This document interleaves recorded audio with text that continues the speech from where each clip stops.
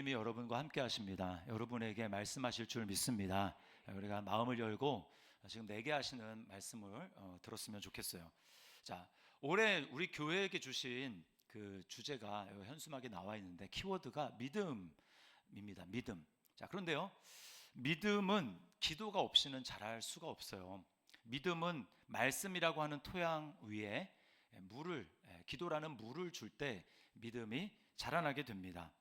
엊그제 금요일 새벽에 제게 이제 황당한 일이 있었는데요. 제가 새벽에 이제 새벽 기도를 하려고 이제 주차장에 왔는데 제 차 앞을 이제 어떤 그 이제 카니발이 딱 이중 주차로 막고 있었어요. 그러니까 저는 주차 구역이 정확하게 됐고 그 차는 이중 주차를 한 겁니다. 그래서 제가 이제 새벽부터 또 힘을 쓰게 생겼네 하면서 제가 앞에서 그 차를 밀었어요. 그런데 꿈쩍도 하지 않는 겁니다. 순간 불길한 생각이 들었어요. 아니겠지 설마. 그리고 저는 뒤로 가서 다시 그 차를 힘껏 밀었습니다. 우려가 현실이 되는 순간이었어요. 파킹으로 그 차가 이제 해놓은 곳이었습니다. 근데 문제는 뭐냐면 전화번호가 없어요. 전화번호도 없고 자세히 보니까 방문 차량이었습니다. 아파트 스티커도 우리 아파트 이렇게 발음이 안 나오죠. 스티커가 아니라 다른 아파트 스티커가 붙어져 있는 거예요. 큰일 났습니다. 이제 이렇게 하다 이제 늦겠다. 그리고는 이제 아내, 그러니까 감기 기운 때문에 누워 있는 아내에게 전화를 해서 빨리 이제 경비실에 좀 연락을 하라고 했습니다. 자, 경비 아저씨가 오는데 그 시간이 얼마나 길게 느껴지는지 모릅니다. 근데 제가 걱정이 이거 와도 이 경비가 이거를 도대체 해결할 수 있을까라는 생각이 들었어요. 그러면서 속 안에 약간 이제 짜증이 올라오기 시작하는 겁니다. 그러니까 이상했어요. 왜냐하면 주차 이제 저쪽에도 한 몇 대, 한 10대 될 수 있고 이쪽에도 한 10대 될 수 있는데 이중주차 라인은 저쪽이거든요. 그러니까 저는 이쪽에도 차를 댔습니다. 그리고 이중주차한 차가 딱 한 대밖에 없는데 저쪽 구역에다가 안 하고 만약에 그렇게 했으면 제가 이제 나갈 수가 있거든요. 근데 거기 안 하고 제 쪽에 한 거예요. 그리고 그 많고 많은 차 중에 하필이면 왜 내 차 앞에 저 차가 가로막고 있느냐, 그리고 왜 하필 그 차는 방문 차량이어야 할까, 마음속에 이제 원망이 나오는데 순간 성령님께서 저에게 생각을 바꾸도록 저에게 말씀하셨습니다. 야, 감사해라, 감사. 그래서 제가 감사했어요. 하나님 앞에 순종해야죠. 여러분, 이렇게 본성을 거스르는 것은 절대로 나에게서 나온 생각이 아니에요. 이거는 하나님이 주시는 생각입니다. 하나님이 주시는 메시지예요. 제가 의지를 들여서 감사하기 시작했습니다. 주님, 이해할 수는 없지만 감사합니다. 왜 저 차가 하고 많은 자리 중에서 제 차 앞에 됐는지 모르겠지만 감사합니다. 하나님, 이 상황도 주님의 통제 안에 있음을 제가 고백합니다. 하나님이 이 상황을 다스리고 계시는 줄 믿습니다. 합력하여 선을 이룰 줄 믿습니다. 그리고 제가 이게 감사를 했어요. 그러는 와중에 경비 아저씨가 왔어요. 그분이 뭘 할 수 있겠습니까? 우리 아파트 차도 아닌데. 그래서 똑같이 밀고 안 되잖아요. 차를 한 바퀴 빼면 돕니다. 너무 답답한 거예요. 그래서 제가 지금 어떻게 하나 막 속으로 머릿속이 복잡한데, 근데 그분이 갑자기 운전석 있는 채로 오더니 차 문을 여는 겁니다. 근데 차 문이 또 열려요. 신기하게. 그러더니 차 그 운전석에 탑니다. 잠시 있다가 부르릉 시동이 걸리는 거예요. 여러분, 요즘 차, 제 차는 아닌데 요즘 차 대부분 다 차키 있으면, 두고 있으면 시동이 걸리잖아요, 버튼으로. 그러니까 뭐 이해는 잘하지 못하겠는데 차주가 어찌되었던 차키를 거기다 두고 간 겁니다. 술 먹고 왔던지 아니면 뭐 모르겠어요, 흘렸던지. 그래서 제가 이제 좀 늦었지만 차를 몰고 무사히 교회에 와서 은혜롭게 좀 늦었지만 설교를 잘 알고 그날 새벽 기도를 인도를 할 수가 있었습니다. 제가 이제 나중에 아내를 통해서 들은 말인데, 아내도 이제 감기 기운 때문에 누워 있었는데 저한테 그 소리를 받고 잠이 이제 달아나고 그때 이제 침대에서 기도하기 시작했다고 합니다. 하나님 앞에 이제 하나님의 기적을 보여주시도록 그렇게 기도를 했는데, 사소한 일이지만 여러분, 이 일을 통해서 하나님을 경험한 거예요. 여러분, 우리는 하나님이 살아계시다는 걸 머릿속으로는 잘 알지 몰라요. 하나님 진짜 살아계시지. 그러나 상황이 딱 닥쳤을 때 우리는 정말 그 하나님의 살아계심을 믿고 기도할 수 있는가, 그리고 하나님의 살아계심을 실제로 체험할 수 있는가, 이것은 다른 문제입니다. 그래서 저는 오늘 본문 말씀을 통해서요, 뻔뻔하게 기도하라, 이 제목으로 말씀을 드리는데, 오늘 주님께서는 우리에게 3번이나 말씀합니다. 구하라, 찾으라, 두드리라, 그러면 반드시 너에게 응답이 될 것이다 라고 말씀하고 있어요. 오늘 읽은 우리가 본문 5절부터 13절까지는 사실은 1절부터 4절에 이어지는 말씀입니다. 1절부터 4절은 우리가 잘 아는 주님이 가르쳐 주신 기도예요. 주기도문이죠. 뭘 얘기를 합니까? 이렇게 기도해라. 너네 뭘 위해서 기도해야 될지 모르겠지, 기도는 이런 제목을 가지고 하는 거야 라고 하는 것을 주님이 가르쳐 주신 거예요. 그리고 그 다음에 5절부터 오늘 13절까지는 그럼 뭘까요? 실제로 기도하라는 겁니다. 이런 기도 제목을 가지고 기도해야 되는구나, 알면 무슨 소용입니까? 실제로 기도해라. 그리고 어떤 태도로 하나님 앞에 기도해야 될지 내가 가르쳐 줄게. 그게 뭡니까? 뻔뻔하게 기도하라는 거예요. 여러분, 하나님은 우리가 드리는 뻔뻔한 기도에 응답하시는 것을 여러분 믿으시기를 바랍니다. 뻔뻔한 기도에 하나님 응답하시는 거예요. 오늘 비유 속에 주인공이 있는데, 그 사람의 집에 한밤중에 친구가 찾아왔습니다. 팔레스타인 문화는요, 옛날에 지금도 마찬가지입니다. 이렇게 집에 낯선 사람이라도 손님이 찾아오면 극진하게 대접을 해야 돼요. 밤중이지만 친구가 찾아왔으니까 대접을 해야 되는데, 마침 대접할 게 다 떨어졌습니다. 빵이 없습니다. 어떻게 해요? 지금은 편의점 가서 사면 되지만 그때는 그런 시대가 아니지 않습니까? 그러니까 빌리는 수밖에 없어요. 제가 현대로 각색해서 말씀을 드리면, 자, 밤 11시쯤 됐을 겁니다. 다 잠자리에 누워서 잘 시간이에요. 급하니까 친구한테 전화를 했겠죠. 전화를 안 받습니다. 몇 번에도 전화를 안 받아요. 밤중이니까 그럴 수 있죠. 어떻게 합니까? 같은 라인에 사는 친구인데 엘리베이터를 타고 그 친구 집 앞으로 갑니다. 그리고는 초인종을 누릅니다. 띵동 띵동. 밤중이니까 소리가 얼마나 크게 들리겠어요. 한 번 했는데 인기척이 없습니다. 다시 누릅니다. 장면이 바뀌어서 이제는 초인종을 누르는 밖에 있는 사람이 아니라 밤 안에서 자고 있는 친구를 보여줍니다. 침실에 누워 있어요. 아내와 함께 누워 있습니다. 이제 하루 동안 너무 힘들어가지고 이제 막 잠이 들려고 했는데 그 벨소리 때문에 깼어요. 여러분 얼마나 열이 받습니까? 자야 되는데. 그리고는 걸어 나오면서 투덜대면서 도대체 어떤 인간이 이 시간에 벨을 누르는 거야? 그래서 나와서 그 아파트 현관에 있는 그 패드를 딱 보니까 자기 친구입니다. 사정을 얘기를 하는데 그러기 위해서는 지금 아내도 일어나야 되고, 뭐 자기는 잘 모르니까 아내도 일어나야 되고, 곤란할 것 같으니까 다음에 오라고 얘기를 하는데 친구가 간곡히 부탁을 하는 거예요. 여러분, 이런 상황을 보면요, 이거는 사실은 친구지만 한밤중에 그렇게 배를 누르는 행위는요, 이게 완전히 민폐잖아요. 민폐. 저는 이게 누워서 잠자다가 잠이 깬 그 친구의 열받는 그 심정을 충분히 이해를 합니다. 저도 이제 가끔 교회에서 이제 열심히 일을 하다가 집에 이제 퇴근해서 갑니다. 여러분, 이 동탄 지역에 차가 엄청 막히잖아요. 출퇴근 시간에. 그 퇴근 시간에 거리는 짧지만 차가 막힌단 말입니다. 그 차를 뚫고 여러분은 뭐 더 하겠죠. 집에 딱 도착했어요. 주차장에 차를 대고 올라갔는데 아내가 저를 딱 보자마자, 여보 미안한데 옷 갈아입지 말고 바로 나가가지고 편의점에 가서 이거 좀 사다 줘. 그러면요, 제가 아내를 미워하는 거 아니고 정말 사랑하는 아내인데도 불구하고 마음속에서는요, 이렇게 굉장히 큰 짜증이 막 이렇게 올라옵니다. 진작 좀 얘기를 하지. 진작 좀. 공감하시죠, 여러분? 그럼 볼멘 소리가 나와요.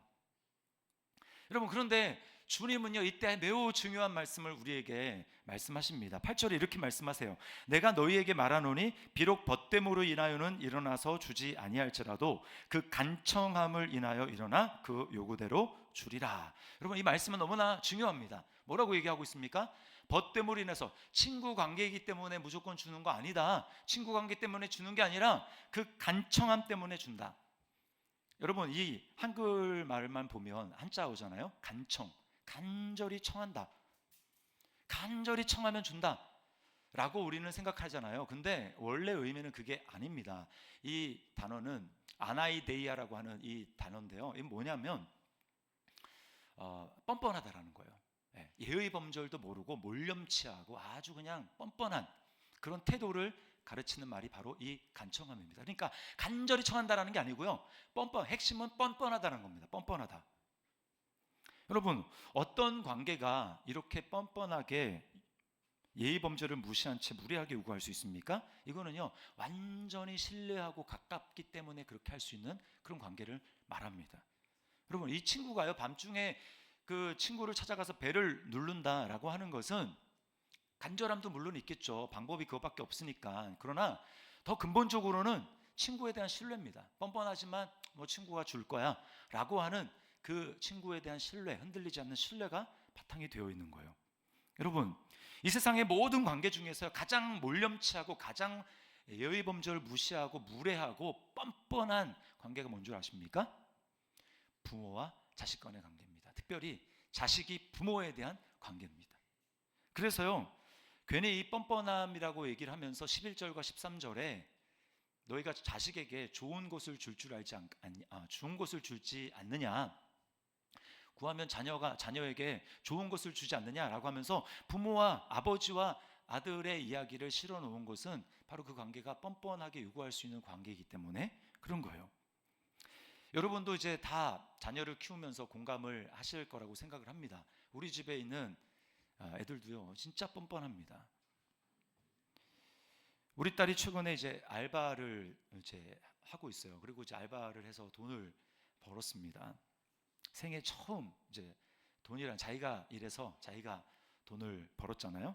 그러니까 얼마나 그동안에 하고 싶었던 게 많겠어요. 그러니까 그걸로 자기가 하고 싶은 거를 막 합니다. 그런데 문제는 뭐냐면, 그러면 그렇게 하면 이제 자기가 좀 다 하면 좋겠는데 교통비, 밥값, 그건 또 제 카드로 긁습니다. 그러니까 저한테 이렇게 딱 울리는 거예요. 그래서 제가 한 번은, 야, 아르바이트 네가 하니까 뭐 이런 거 다 네 돈으로 좀 하면 어때? 라고 했더니 저를 보고 씩 웃으면서 내 돈은 내 돈이고 아빠 돈도 내 돈이야 라고 이야기를 하는 겁니다. 여러분, 진짜 뻔뻔하지 않습니까? 완전 날강도죠. 그런가 하면 어느 날은 집에 와서 자야 되는데 자기 오늘 너무 힘들었다고, 자기 위로가 필요하다고 하면서, 그래서 오늘 엄마가 자기 좀 필요하다, 잠잘 때 엄마가 옆에 있어야 된다라고 하면서 엄마랑 같이 잔다라는 거예요. 그 얘기는 아빠는 저 방으로 꺼져라 이 말입니다. 저 방에서 자라. 그러면서 저와 아내의 부부 자리를 빼앗습니다. 여러분, 진짜 염치가 없지 않습니까? 그런데요, 저는 그런 딸이 밉지가 않고 너무 사랑스러운 거예요. 왜냐하면 저를 전폭적으로 신뢰하기 때문에. 세상 누구에게 그런 부탁을 하겠습니까? 저를 신뢰하기 때문에, 저를 진짜 아빠라고 생각하기 때문에 그렇게 무례하게 요구를 하는 것이죠. 하나님도 똑같습니다. 하나님은 우리가 하나님을 나의 아버지라고 진짜 철떡같이 믿고, 그래서 너무 무례한 것 같고 뻔뻔한 것 같지만 하나님 앞에 나가가지고 하나님 당당하게 이거 주십시오 라고 이야기를 하는 것, 하나님은 그것을 믿음의 행위로 여기신다라는 거예요. 13절을 다시 보십시오. 이렇게 얘기합니다. 너희가 악할지라도 좋은 것을 자식에게 줄 알거든 하물며 너희 하늘 아버지께서. 여러분, 여러분의 집에 키우는 자녀들이 부모라서 우리나라는 동방예의지국이고 삼강오륜을 지켜야 되고 이렇게 해가지고 여러분을 대하는데, 아바바마 소자가 심히 배가 고픕니다. 라면을 하나 삶아 먹어도 되겠사옵니까? 만약에 이렇게 한다면 여러분은 머리를 한 대 탁 때릴 겁니다. 그렇게 하는 게, 야, 우리 자녀가 예의 범절을도 알고 참 부모를 잘 섬기구나 라고 생각하는 사람 아무도 없어요. 근심입니다. 슬픕니다. 제가 나를 어떻게 생각하기에 나한테 이렇게 이야기를 하는가, 왜 눈치를 볼까 생각하는 것이죠. 하나님도 마찬가지입니다. 여러분, 우리는 머릿속으로는 이렇게 기도해야 된다라고 하는 것을 알면서도 하나님 앞에 뻔뻔하게 나가지 못할 때가 많이 있어요. 우리 속에 그렇게 하지 못하도록 만드는 그 이유가 무엇인지 우리가 분명히 알고 그 장애물을 제거해야 됩니다. 뻔뻔한 기도를 가로막는 장애물을 제거해야 돼요. 우리는요, 은연중에 나도 모르게 야, 나 같은 사람의 기도를 하나님 진짜 들으실까? 진짜 기도 응답해 주실까? 나는 일주일에 한 번 그냥 겨우 간신히 교회 와서 예배 드리고, 그리고 하나님 별로 생각 안 하고 그렇게 살아가는데, 성경도 잘 읽어본 적이 별로 없는데, 하나님이랑 별로 친한 것 같지도 않은데, 하나님은 정말 내가 기도하면 귀를 기울이시고 내 기도를 정말 들으실까? 여러분, 이렇게 생각할 때가 있지 않습니까? 그런데 그렇게 생각하는 이유가 뭘까요? 그 생각의 뿌리에는 뭐가 있을까요? 거기는요, 자기의가 있습니다. 자기의. 내가 뭔가 잘 준비해야지, 내게 뭔가가 있어야 하나님 앞에 나갈 수 있다라고 하는 자기의가 있는 거예요. 내가 충분한 종교 정의를 해결을 하고 성경을 열심히 읽고 봉사도 하고 예배에도 빠지지 않고 열심히 드리면 하나님 나를 기쁘게 받아주실 거라고 생각을 하는 것이죠. 그게 잘못된 건 아닌데요. 네, 잘못된 건 아닌데, 거기에 믿음에 빠져 있다면 하나님은 그 행위 때문에 우리를 받아주시는 게 아닙니다. 여러분, 자기의는 뭐냐면 거기가 내가 중심이 되는 거예요. 내가 열심히 하면 하나님도 반드시 들어주실 거야. 내가 뭔가 열심히 하면 하나님이 나를 받아주실 거야 라고 하는, 거기에는 나의 행위로 하나님을 좌지우지할 수 있다는 그 전제가 깔려 있는 것입니다. 내가 하나님을 바꿀 수 있다는 거예요. 그래서 여러분, 모든 종교에는 다 기본적으로 이런 전제가 깔려 있습니다. 지성이면 감천이다. 내가 치성을 드리면, 지극한 정성을 드리면 신이 내게 감동해서 나에게 아주 놀라운 걸 줄 거야 라고 하는 그런 게 깔려 있는 거예요. 그래서 이른 새벽에 일어나서 목욕제계를 하고 정한수를 떠놓고, 이게 뭐냐면 정성입니다. 정성. 불교에는 삼천배라는 게 있죠. 그래서 제가 예전에 들은 말인데요, 예전에 그 불상 앞에 절을 합니다. 삼천배. 얼마나 힘들겠습니까? 일어서서 이제 엎드려 절을 하는 거잖아요. 근데 어떤 얘기가 있냐면, 1000번을 하면, 1000번을, 절을 1000번을 하면 그 이제 불상에서 이렇게 부처님이 눈을 개슴츠레하게 한 반쯤 뜬다는 겁니다. 근데 이제 2000번을 하면, 1000번을 더하면 눈을 번쩍 뜬다는 거예요. 그리고 이제 1000번을 더하면 미소를 짓는다고 하는 것입니다. 그러면 이제 다 된 거죠. 소원 성취하는 것이죠. 중요한 건 뭡니까? 정성. 나의 정성. 내가 얼마나 정성을 들이느냐. 여러분, 이거는요 반드시 비교로 나가게 돼 있습니다. 네가 더 많은 정성을 들이냐, 내가 더 많은 정성을 들이냐, 이걸 가지고 비교하는 거예요. 얼마든지 여러분, 우리가 신앙생활이라는 명목하에 교회 안에서도요 이렇게 할 수 있습니다. 비교하는 거예요. 그래서 성경 한 번 읽은 사람은 성경 한 번도 읽어보지 않은 사람 앞에 가서요 굉장히 이제 의스됩니다. 야, 너 성경 읽어봤어? 너 안 읽어봤지? 이렇게 자랑해요. 근데 그 사람은 성경 10번 읽은 사람 앞에서는 명함도 못 내밉니다. 그냥 쏙 들어가는 거예요. 기도를 하루에 30분 하는 사람은 기도하지 않는 사람에게 가가지고 의스됩니다. 야, 너 새벽 기도 안 하지? 너 기도 안 하지? 근데 그 사람이 기도에 하루에 2시간씩 하는 사람 앞에 가면 은맥이 주고 이렇게 되는 거예요. 그 종교적인 행위, 그 공로를 가지고 뭔가 떳떳함, 하나님 앞에 나갈 수 있고, 내가 좀 많이 하면 하나님 앞에 떳떳하게 나갈 수 있고, 그렇지 않으면 뭔가 좀 기가 죽고, 이거는요 전적인 자기의에 기반해서 신앙생활을 하고 있는 것입니다. 제가 예전에 복음을 잘 알지 못하던 전도사 시절에 새벽 기도를 하지 않습니까? 그러면 새벽 기도나 이제 뭐 철야 기도, 그때 가면 기도를 이제 열심히 합니다. 열심히 하다 이제 저를 기도를 이제 됐어야죠. 좀 일어날까 하고 눈을 딱 떠보면, 아니 안 가고 남아있는 성도 한 2사람 있네요. 그러면 저는 다시 눈을 감고 또 기도합니다. 언제까지? 내가 최후의 한 사람이 될 때까지. 그래야 하나님이 저를 열심히 있는 사람이라고 인정해주고 제가 뭔가 그래도 좀 내세울 수 있는 그런 사람이 되는 것 같았어요. 착각이죠, 착각. 여러분, 이 모든 것에 무엇이 작동하고 있냐면 바로 자기의입니다. 내가 무엇인가를 성취해서 하나님께 나아가려고 하는 것이죠. 이거는 세상으로 얘기하면 마일리지 신앙입니다. 마일리지. 세상에서 마일리지를 적립하면 그건 현금과 똑같이 사용이 됩니다. 그러면 그 마일리지 내가 사용하겠습니다라고 하면요, 지금 원하는 지금 이때에 그 사람이 원하는 것을 줘야 돼요. 신앙생활이 이처럼 마일리지로 산다고 생각을 해보십시오. 내가 주님을 위해서 뭔가 대단한 일을 했어요. 뭔가 대단한 공적을 쌓았습니다. 열심히 뭔가를 했습니다. 그러면 하나님, 지금 나한테 이게 필요합니다. 내가 원하는 때 지금 나한테 이게 필요합니다 라고 하나님 앞에 요구하면 하나님은 꼼짝없이 그것을 주어야 하는 것으로 생각하는 것입니다. 이거는요, 심각한 문제가 있어요. 하나님을 빚쟁이로 만드는 겁니다. 내가 하나님을 압박해서 하나님이 뭔가 나에게 주시지 않으면 안 되는 것처럼 그렇게 생각할 수 있다는 것입니다. 심각한 착각이에요. 그렇지 않습니다. 여러분이 성경을 얼마나 읽어야 하나님 앞에 나아갈 떳떳한 것이 되겠습니까? 여러분이 기도를 하루에 얼마나 해야지 하나님 앞에 그걸 가지고 나는 이제 담대히 나갈 수 있어 라고 할 수 있겠습니까? 내가 얼마나 많은 봉사를 해야 그것 가지고 하나님 앞에 나는 꿀리지 않아 그러면서 나갈 수 있겠습니까?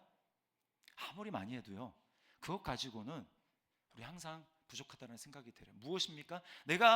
내가 어떤 행위를 한다 할지라도 그 쌓아 올린 행위들은 하나님 앞에서 단 1마일리지의 그 값어치도 없다라고 하는 거예요. 내가 믿음으로 하지 않으면 나머지 믿음이 없는 그 모든 행위들은요, 하나님 앞에서 그것이 나의 의가 될 수 없다라고 하는 것입니다. 여러분, 믿음으로 신앙생활하는 사람의 마땅한 반응은요, 감사입니다. 감사. 그리고 하나님이 우리에게 무엇인가를 주신다면 그것은 내가 공덕을 쌓았기 때문이 아니라 하나님의 은혜로운 행위로 말미암아 우리에게 사랑으로 말미암아 베풀어 주시는 것을 여러분 믿으시기를 바랍니다. 사랑으로 주시는 거예요. 은혜로. 반면에 종교 생활하는 사람은 감사가 아니라 하나님께 화가 납니다. 화가 나요. 왜냐하면 하나님이 잘 안 움직이거든요. 내 뜻대로 잘 안 움직여지거든요. 나는 요즘 이렇게 했으면 좋겠는데 하나님은 거기에 따라서 잘 안 움직이는 것 같아요. 그러니까 화가 납니다. 아버지 집에 있었던 첫째 아들을 한번 생각을 해보세요. 아버지에 대해서 삐져 있습니다. 화가 나 있습니다. 왜냐하면 자기는 열심히 아버지 집을 떠나지 않냐고 아버지를 열심히 섬겼거든요. 근데 아버지가 나한테는 친구들이랑 잔치하라고 염소 새끼 한 마리라도 안 준단 말입니다. 아버지를 오해하고 있는 거예요. 근데 여러분, 아버지의 마음은 어떤 마음입니까? 아버지는 이렇게 얘기를 해요. 누가복음 15장 31절에 아버지가 이르되 첫째 아들에게 하는 말입니다. 너는 항상 나와 함께 있으니 내 것이 다 네 것이로되. 내 것이 다 네 것이로되 라고 말하고 있어요. 그럼 무슨 얘기입니까? 아니야, 너가 오해했어. 나는 너에게 이 준비가 다 되어 있단다. 네가 나한테 요구만 했다면 난 너 요구대로 줬을 거야. 근데 네가 나한테 요구하지 않았어. 한 번도 달라고 한 적이 없어 라고 이야기를 합니다. 여러분, 여기서 우리가 기도에 대한 또 잘못된 생각을 가질 수 있습니다. 뭐냐면요, 아니, 기도 안 하면 좀 안 되나? 하나님 날 사랑하신다면서요. 하나님 구하기 전에 이미 있어야 될 거 다 아신다면서요. 사랑하신다면서요. 능력 있으시다면서요. 알고 사랑하고 능력도 있어. 그러면 내가 기도 안 하더라도 하나님 좀 알아서 주시면 안 됩니까? 다 아시는데, 능력도 있는데 왜 꼭 기도를 해야 됩니까? 그런 생각 해보셨죠? 네. 안 한 것처럼 이렇게 고상하게 앉아 계시지 마시고 그런 생각 해보셨을 거예요. 저도 그런 생각을 한 적이 있습니다. 여러분, 이거는요, 기도를 근본적으로 오해하고 있기 때문에 이런 생각을 하는 것입니다. 여러분, 기도를 통해서 내가 원하는 응답, 내가 원하는 거 이렇게 받아내는 거, 그거는요, 기도의 일부분이에요. 기도의 결과만을 얘기를 하는 것입니다. 그런데요, 기도는 더 큰 겁니다. 하나님 우리에게 기도하라고 하는 이유는 우리를 만나서 친분을 쌓고 관계가 깊어지도록 하기 위해서, 하나님과 교제하기 위해서 하나님 우리에게 기도하라고 하는 겁니다. 어거스틴은 이런 말을 했어요. 기도는 하나님을 설득하는 것이 아니라 우리가 하나님과 조화를 이루도록 우리를 준비시키는 것이다. 기도하는 과정, 이 과정 커뮤니케이션을 통해서 하나님을 만나는 과정들을 통해서요, 내 생각, 하나님으로부터 좀 멀어 있고 하나님을 오해하고 잘못됐던 그런 내 신념, 이런 것들이 기도하는 그 과정들을 통해 가지고요, 이렇게 멀어져 있다가 점점 이 하나님의 마음과 내 마음이 멀어져 있다가 점점 이렇게 가까이 되어서 어느 순간에 오랫동안 기도를 하다 보면 하나님의 마음이 내 마음과 합해지게 됩니다. 여기 조화를 이루는 과정이다라고 했잖아요. 그 과정이 필요한 거예요. 진짜 우리가 예수님과 같은 믿음, 하나님의 마음과 내 마음이 다르지 않는다면 지금 당장 하나님 이거를 주십시오라고 하면 바로 응답이 됩니다. 근데 왜 우리는 기도해도 빨리빨리 잘 응답이 안 되냐, 믿음으로 기도한 것 같은데 왜 빨리빨리 응답이 안 되는 거 아니냐면요, 우리 생각은 세상적인 생각으로 너무나 많이 오염이 되어 있어요. 하나님에 대해서 오해하고 있습니다. 그래서요, 믿음의 기도에서 딱 한 번만 기도하는 게 아니라 때로는 작전 기도가 필요합니다. 때로는 금식 기도가 필요합니다. 그 자체가 효능이 있어서가 아니에요. 100일 작정 자체가 무슨 신비로 능력이 있어서 100일 기도해야지 기도를 응답해 주는 게 아닙니다. 어떤 사람은요 1시간 기도해도 어떤 사람은 5분 기도에 응답받을 수 있어요. 근데 어떤 사람은 왜 100일이 필요하고 어떤 사람은 왜 금식이 필요하느냐, 그만큼 하나님께 집중하지 못하고 있기 때문에 그 기도하는 과정들을 통해서 마음이 하나님과 맞아지는 과정이 필요하기 때문에 그런 것입니다. 그러한 기도하는 과정을 통해서 하나님은 내 마음을 변화시키는 거예요. 내가 너무나 세상의 욕심과 내 야망과 거기에 내가 찌들어 있었구나. 내가 하나님과 마음이 너무나 멀어져 있었구나. 하나님의 마음은 그것이 아니었구나. 그러면서 그 기도하는 과정 속에 하나님의 마음과 내 마음이 조화를 이루고 하나가 되어지는, 그걸 통해서요, 그렇게 될 때 하나님 우리 마음 가운데 하나님의 사랑과 은혜를 부어주시고 그거를 경험하게 되고 체험하게 되고 마음속에 세상이 줄 수 없는 평안과 감사와 기쁨이 넘쳐나게 되고, 거기에 기도응답은 덤입니다. 덤으로 주는 거예요. 그래서 우리가 잘 아는 말씀 뭡니까? 그런즉 너희는 먼저 그의 나라와 그의 의를 구하라. 그리하면 이 모든 것을 너희에게 더하시리라. 그러나 우리는 그 모든 거 다 잘라먹고 생략하고 결과만 추구하기 때문에 왜 꼭 기도해야 됩니까? 기도 안 해서 알아서 주시면 좋잖아요. 이렇게 말을 한다라는 거예요.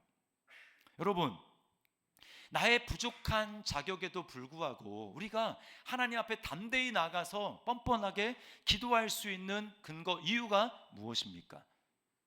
그것은 바로 예수 그리스도가 믿음으로 나의 자격이 되시기 때문입니다. 예수가 나의 의가 되시고 예수가 나의 자격이 되시기 때문이에요. 여러분, 저는 오늘 본문을 묵상하면서 오병이어 그 사건이 떠올랐습니다. 오병이어. 그 5,000명이나 되는 사람이 예수님을 찾아온 것 아닙니까? 5,000명이나 되는 사람이 제자들에게 온 것입니다.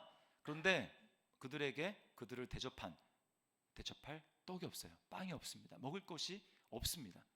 근데 주님은 뭐라고 말씀합니까? 너희가 먹을 것을 주어라. 자, 저들에게 빵이 없다. 근데 너희가 먹을 것을 주어라. 낭패죠. 아니, 빈들이고 먹을 것도 없는데 어디서 떡이 나서 빵이 나서 그들을 먹일 수 있단 말입니까? 근데 주님은 너희가 먹을 것을 주라 라고 말씀합니까? 지금 뭔 얘기예요? 내가 너희에게 빵을 줄 수 있어. 빵은 나한테서 나오는 거야. 떡은 나한테서 나오는 거야 라고 주님이 말씀하시는 것입니다. 여러분, 주님이 우리에게 없어서 우리에게 자신의 떡을 주신 그것이 무엇입니까? 그게 바로 십자가에서 자신의 살을 찢고 자신의 피를 흘려서 우리에게 주신 것이죠. 그래서 요한복음 6장 51절 말씀에 주님은 이렇게 말씀합니다. 나는 하늘에서 내려온 살아있는 떡이니 사람이 이 떡을 먹으면 영생하리라. 내가 줄 떡은 곧 세상의 생명을 위한 내 살이니라. 여러분 안에 이 예수님의 생명의 떡이 있습니까? 네, 예수 믿는 사람 다 이 떡을 먹은 사람이죠. 이 떡을 소유한 사람입니다. 세상의 자격이 아니라 예수 그리스도 그 생명의 떡을 먹어서 나는 하나님 앞에 나아갈 수 있는 이 자격을 주님이 우리에게 주신 거죠. 여러분, 여러분이 예수님을 믿었다면 우리는 예수 그리스도 안에 있는 존재인 줄 믿습니다. 예수님의 아버지 하나님이 바로 저와 여러분의 아버지 하나님이 되시는 줄 믿습니다. 아버지 하나님께서 예수님을 너무나 사랑하시고 내가 너를 사랑한다, 내가 너를 기뻐한다, 내가 너의 기도는 다 듣는다 라고 말씀한 것과 똑같이 예수님 안에 있는 저와 여러분은 하나님이 저와 여러분을 바라보면서 나는 너를 내 아들 예수와 똑같이 대한다, 네가 기도하면 내가 그 기도를 듣고 응답한다 라고 여러분 우리에게 말씀하시는 것을 여러분 믿으시기를 바랍니다. 우리가 이런 존재예요. 예수님 안에 있다라는 것은 바로 이런 것의 고백인 것입니다. 놀라운 특권이죠. 예수님이 십자가에서 피 흘려 주신, 그래서 우리에게 자신을 생명의 떡으로 주신 그 이유는 이제 그것을 통해서 나의 하나님 곧 너의 하나님, 나의 아버지 곧 너의 아버지, 내가 누리는 그 아버지 하나님과의 풍성한 아버지 것은 다 내 것인데 너가 그것을 누리도록 하기 위해서, 기도를 통해서 그 하나님의 풍성함을 누리도록 하기 위해서 내가 널 위해서 죽었어, 내가 널 위해서 생명의 떡이 된 거야 라고 우리 주님은 말씀하고 있는 거예요. 그래서요, 히브리서 4장 16절 말씀에 이렇게 초청합니다. 우리 같이 한번 읽어볼까요? 시작. 그러므로 우리는 긍휼하심을 받고 때를 따라 돕는 은혜를 얻기 위하여 은혜의 보좌 앞에 담대히 나아갈 것이니라. 아멘. 뻔뻔하게, 다른 말로 하면 뻔뻔하게 나아갈 것이니라 요청하고 있는 것입니다. 여러분, 이렇게 기도할 때 13절 끝에 구하는 자에게 성령을 주신다 이렇게 말씀을 합니다. 성령. 여러분, 여기서 성령을 준다라는 건요, 그건 구원받아서 성령님이 내 안에 내주하는 그냥 그 구원만을 얘기하는 게 아닙니다. 여기서 성령을 준다라고 하는 것은요, 성령의 인도하심과 성령의 충만함을 우리에게 주신다라는 거예요. 구하는 사람에게. 여러분, 왜 그냥 내가 원하는 것만 얻는 것이 진짜 복이 아니라 성령을 주시는 게 진짜 복일까요? 그것은 성령이 우리에게 주어지게 될 때, 성령의 인도하심과 성령의 충만함을 받게 될 때 우리는요, 무엇을 기도해야 될지 알게 됩니다. 이게 없이는 우리 막막해요. 무엇을 위해서 기도할지. 근데 성령님을 우리에게 주시면 우리가 무엇을 기도해야 될지 알게 됩니다. 그리고 하나님 나라의 꿈과 비전이 생깁니다. 이 땅만 바라보는 것이 아니라 하나님 나라의 비전과 꿈이 생겨요. 그리고 무엇보다도 마음속에 강한 자신감과 담대함이 생깁니다. 내 안에 생명의 떡으로 오신 그 예수님이 너무나 생생해지는 거예요. 그래서 그 자신감과 뻔뻔함을 가지고 하나님 앞에 나아갈 수 있고요, 그렇게 기도하면 하나님이 그 기도를 들으시고 그렇게 기도할 때 계속 기도할 수 있는 동력과 힘이 생기는 겁니다. 여러분, 이거보다 더 놀라운 복이 어디 있어요? 지난주에 우리 집사님 한 분이 저한테 자기 간증을 얘기해 주셨어요. 말씀의 은혜를 받으셨다고 하면서 요즘에 하나님이 자신의 삶을 어떻게 이끌고 계시는지 간증을 해주셨습니다. 설교 말씀에 제가 아버지 것은 다 내 것이다 라고 하는 그 말씀이 마음에 이렇게 확 와닿았대요. 근데 그분이 제가 아는데 너무나 삶이 이제 객관적으로 봤을 때 힘든 분이거든요. 옆에서 보면 야, 저분 이제 다음 달 어떻게 살아갈까 이렇게 염려가 돼서 기도가 그냥 절로 나오는 그런 분입니다. 근데요, 이분이 뭐라고 하냐면 근데 목사님, 그 말이 믿어지고, 그리고 제가 믿음으로 기도하면 신기하게 하나님이 이렇게 저렇게 해서 진짜 다 채워주신다라는 거예요. 그래서 하나님이 어느 때 참 힘들고 어려운 시기를 지나고 있지만 어느 때보다도 하나님의 살아계심과 가까이 하심을 체험하면서 살아가고 있다고 그렇게 얘기를 합니다. 제가 그래서 그분 얼굴을 자세히 봤더니 이분이 뭐 염려와 걱정 근심에 찌든 얼굴이 아니고요, 마음의 평안과 얼굴에 기쁨이 있습니다. 염려하지 않는 거예요. 참, 그래서 제가 오히려 감동을 받고 도전을 받고, 그래, 이게 바로 하나님 자녀된 사람들의 믿음이지라고 생각을 하게 됐어요. 여러분이 정말 하나님의 자녀라면, 우리가 그런 특권을 받았다면, 여러분 그냥 잊지 마시고, 그래 어떻게 기도해야 될지 알겠죠? 그냥 잊지 마시고, 여러분 실제로 하나님 앞에 나가 기도하시기를 주님의 이름으로 축원합니다. 여러분, 새벽을 깨워 나오십시오. 시간을 정해서 하나님 앞에 기도하십시오. 특별히 다음 주가 이제 특별 새벽 부흥회가 한 주간 있지 않습니까? 특세는 나랑은 상관없는 거 그러지 마시고 여러분 도전해 보세요. 새벽을 깨워서, 그리고 한 주 동안 특세에 나와 있는 기도 제목을 읽으면서 하나님 놀라운 은혜를 베풀어 주실 주님을 기대합니다. 하나님 내 삶에 기적을 베푸실 주님을 기대합니다 라고 하면서 그렇게 기도하며 나갈 때 여러분, 놀랍게 하나님께서 우리의 기도에 응답해 주실 줄 믿습니다. 우리 하나님은 잠자는 하나님, 죽은 하나님이 아니라 우리 하나님은 살아계신 하나님이신 줄 믿습니다. 그 하나님이 저와 여러분을 자녀로 삼아 주셨습니다. 우리는 덜덜덜 떨면서가 아니라 하나님 앞에 담대하게 뻔뻔하게 나아가서 기도해서 응답을 경험하는 그런 존재인 줄 믿습니다. 이런 은혜가 우리 삶 가운데 더 풍성히 경험될 수 있기를 주님의 이름으로 축원합니다. 우리 말씀을 기억하면서 이 시간 하나님의 사랑을 사모하는 자, 우리 찬양을 우리 말씀을 기억하면서 찬양을 나가겠습니다.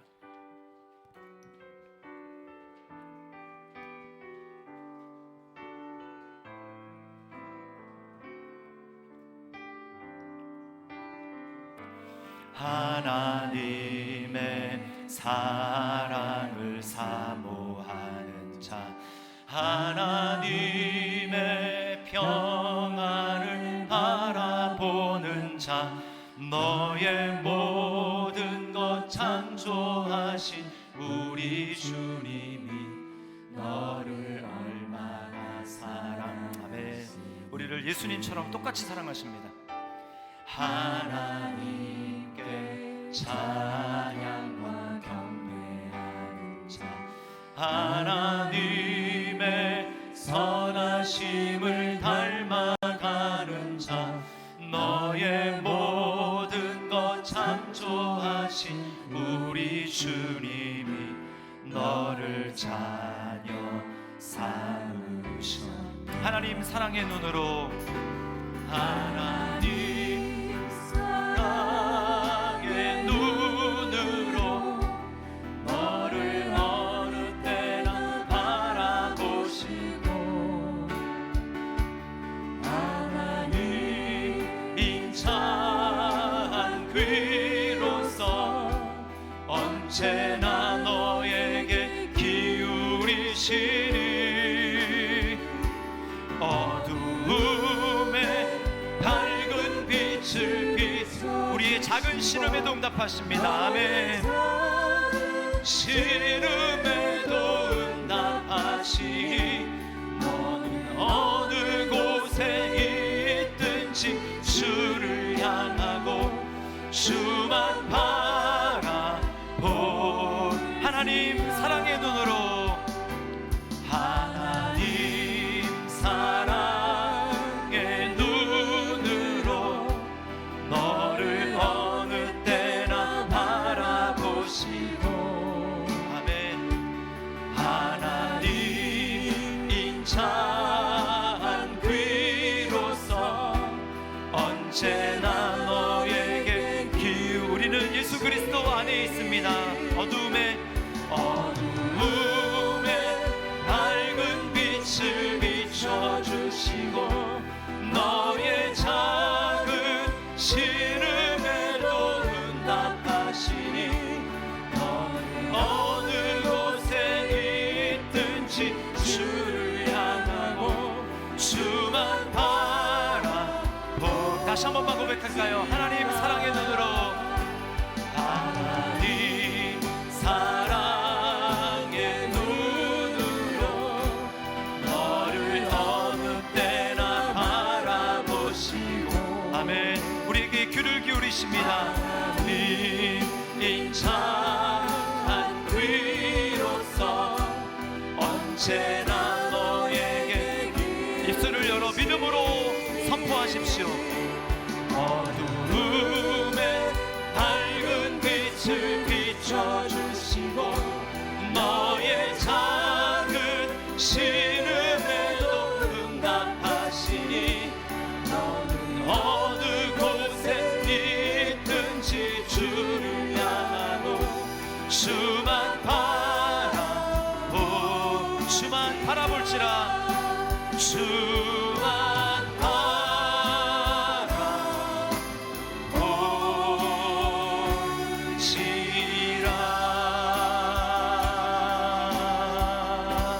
같이 기도하겠습니다. 여러분, 모든 의심과 걱정, 근심, 자격 없음 다 내려놓고 오직 예수님만이 나의 자격 되시기 위해서 십자가에서 죽으시고 나에게 생명의 빵으로 내 안에 계심을 기억하고, 그렇다면 우리는 언제든지 하나님을 아버지라고 부를 수 있고, 그 아버지는 우리를 예수님과 똑같이 귀하고 사랑스럽게 보시면서 내가 너의 부르짖음에, 내가 너의 신음에 응답하신다고 말씀합니다. 그러므로 여러분, 무엇이 여러분을 하여금 담대하게 못나게 만듭니까? 사단이 그렇게 만드는 거예요. 여러분의 마음을 묶는 것입니다. 속지 마십시오. 말씀만을 붙드십시오. 은혜의 보좌 앞에 담대히 나오라 요청하시는 주님, 제가 믿음으로 그렇게 다시 결단하며 나가겠습니다. 주님 앞에 나아가겠습니다. 주님, 나의 삶 가운데 역사해 주시고 그 하나님의 살아계심을 믿음으로 주님 체험하게 도와주옵소서. 우리 시간에 같이 한번 우리 믿음으로 결단하며 우리 기도하며 나가도록 하겠습니다.